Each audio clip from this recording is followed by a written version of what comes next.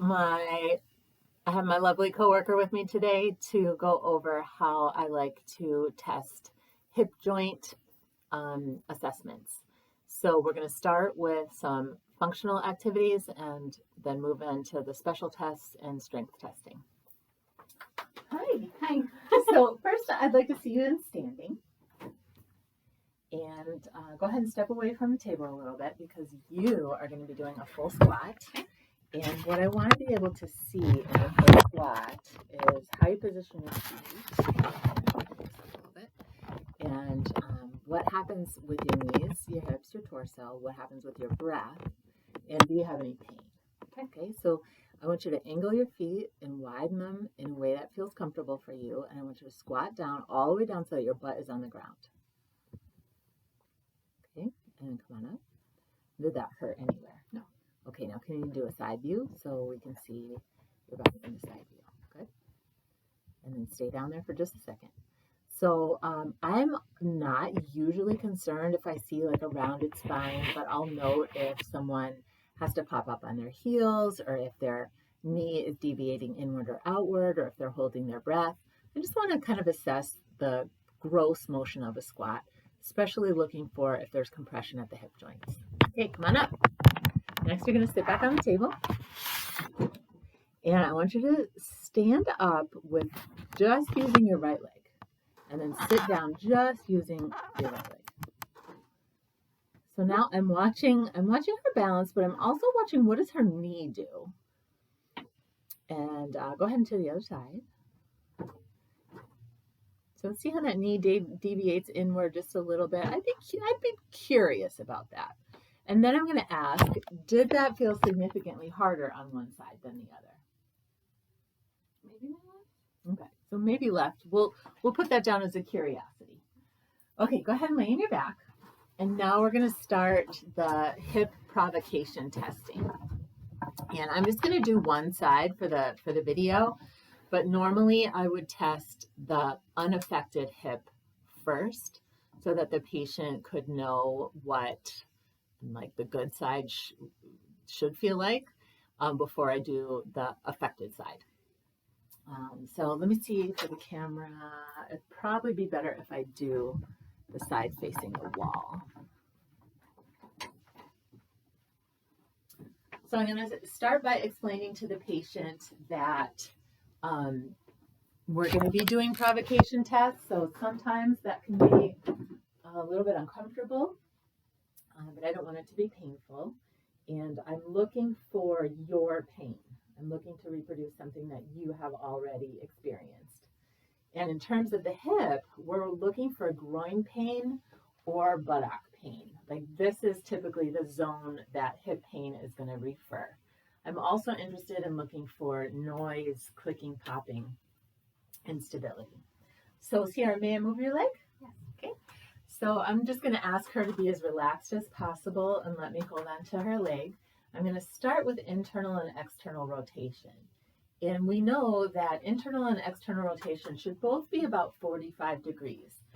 But if we see that external rotation is significantly greater, or if internal rotation is significantly greater, that can kind of be a sign that this person's acetabulum has a little different configuration. And oftentimes what we'll see in women is that external rotation is significant and internal rotation isn't that great. And because of that acetabular alignment, it might mean that this person needs to position their feet a little bit differently when they're doing exercise or activity. They might feel more pinching if their foot is positioned straight ahead. They might have to turn their foot out a little bit to honor the unique shape of their hip joint. So did any of that hurt? No. So I also look and see if there's any pain at end range. Okay, so now we're going to do just a circle. I'm going to bring her knee up towards her chest. Go over to the opposite shoulder. A little bit of guarding there. Did I pick the wrong hip? No, it's okay. That does like it hurt. Yeah, and so I can feel that there's a little bit of resistance going in that direction towards her opposite shoulder, which is typically going to be where we find a little bit of impingement. And then if we come out towards her opposite elbow, that should usually feel nice if there's no impingement, right? Okay. So I just do a circle, kind of look at the different quadrants of the hip joint and see if any are provocating. So now I'm going to get into an impingement test called FADDIR, Fader test. And that's going to be flexion, adduction, and internal rotation. And I know this is going to be uncomfortable for her, so I'm not pushing a lot. Does that hurt? Does that pinch? Okay. So that pinches in this position and tells me there might be a little bit of capsular irritation there. Now we're going to do the scour test.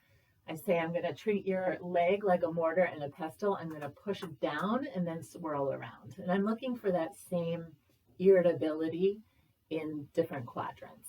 So if I come up into this upper medial quadrant, does that bug you a little bit? Yeah. And then the rest of the quadrants, not so much, right? You're okay there? Okay, so that's our scour test. And that can also be positive for arthritis or people that have some, arthritis in the hip joint. So next we're going to do Patrick's. So ankle on your thigh, knee is going to open. And then I can give a little bit of overpressure here. Does that bother you or feel good? That's good. So Patrick's can also be a test for the SI, but in terms of the hip, we're looking to reproduce pain or dysfunction here, or maybe a little bit in the buttock. But if that reproduces pain in the SI joint, that's also one of the SI joint cluster tests. From here, I'm going to go to the Thomas test. So I'm going to have you scooch toward me a little bit and go ahead and hold this knee towards your chest. And then I'm going to extend this leg. I'm going to give you a little stretch here. So I'm going to hold her ASIS on this side and then press her knee down. So I'm just giving her a little stretch in her hip flexors and rectus femoris. How does that feel? Good, so no provocation there.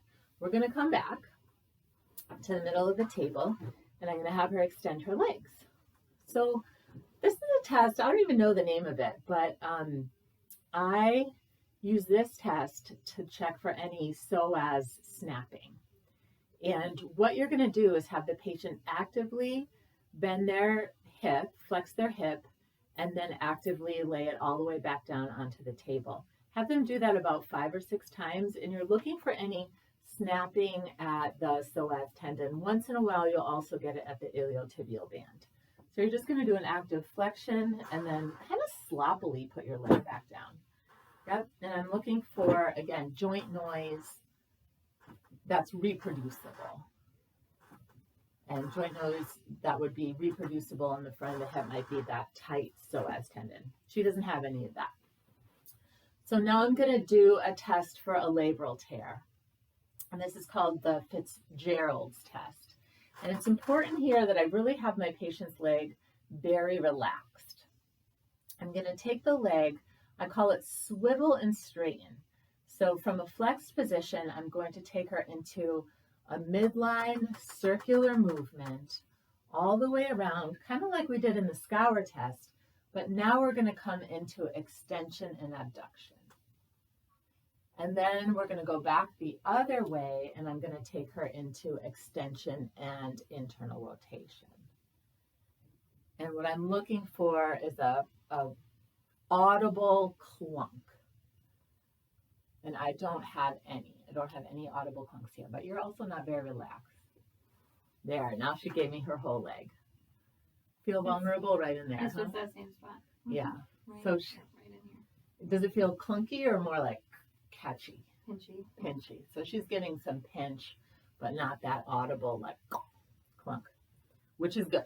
So she's probably a little bit more in an impingement category. So if someone tests like that, well, regardless, I want to also see what their strength is like in their hip joint.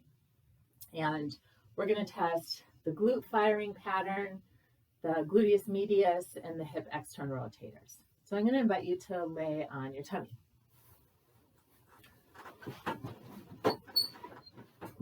So we'll go on the tummy first, and then I'm going to take my palpating hand and ask for permission. Can I touch your back, your buns, and your hamstring? So with 2 fingers, I'm going to sink into her lumbar extensors, With my thumb, I'm going to go right in the middle of the glute max. And then with my other hand, I'm going to touch the hamstring. Now, when she lifts her leg, I should feel that the glutes are firing with the hamstrings and the low back. Like there shouldn't be a big delay in what the glutes are doing. So let's see what happens. Oh, and she fires her glutes really well. And let's see this side if she has the same thing. Yes. So oftentimes we'll see, we call it like, what do we call it? Lazy butt or something? Where the glutes are delayed in their firing. And this person is very hamstring dominant. Can you try to do that? Let's see. She can't even try to do it. No. Her motor patterning is just really good. But sometimes we'll see people, their glutes just stay uncontracted. And so we have to train that person to lift their leg with first contracting their glutes. So if I saw that pattern, what I would say is, okay, I want you to squeeze your buttons. Squeeze them. Good. Now lift your, no, hold it. Now lift your leg. Good. And that would be their homework for a while until that pattern became natural for them. So we're going to move on. We're going to look at glute medius and hip rotators. So go ahead and lay on this side.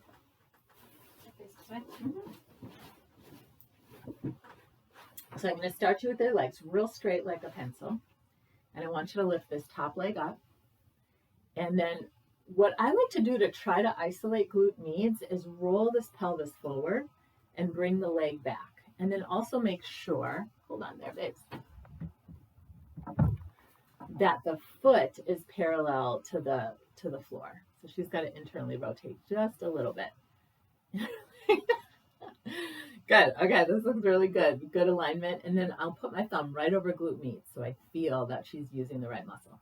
Now hold your leg here. You ready? Don't let me push it down.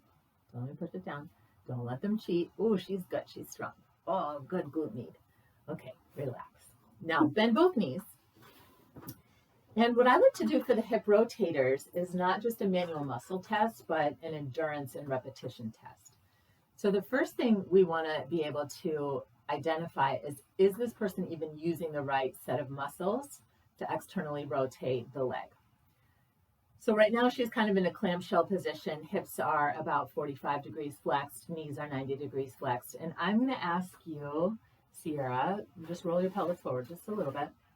I'm going to ask you to keep your feet together and just lift your knee. Don't move your pelvis. Good. And tell me, do it a couple times. Tell me whether you feel that in your butt cheek where I'm pointing, or if you feel that more in the inner thigh. So sometimes people will cheat with sartorius. Okay, take a break. Where did you feel muscles working? Okay, so she feels it in her butt. So I want her to do about 15 of those. And I'm watching her movement. Does she start to cogwheel? Does she start to fatigue or substitute? And then I'm also going to tell her, tell me at the point where it starts to burn. I don't know. So about 7, 8. But she could probably still continue. I will have her do all 15. And I'm looking for, does the movement start to break down? Pretty good. Yeah. And then I would want to compare all of that strength testing with the other side and see if there's some deviations in strength. Okay, go ahead and sit up. So if Sierra had some hip that wasn't very strong, she wasn't able to do those clamshells very well, I would probably start her with clamshells in line and build up her strength and awareness, and then get her into some standing activities, which we can talk about in another video. But that's a good way to assess a hip for any pathology, and we'll talk more about how to treat hip pathology another time.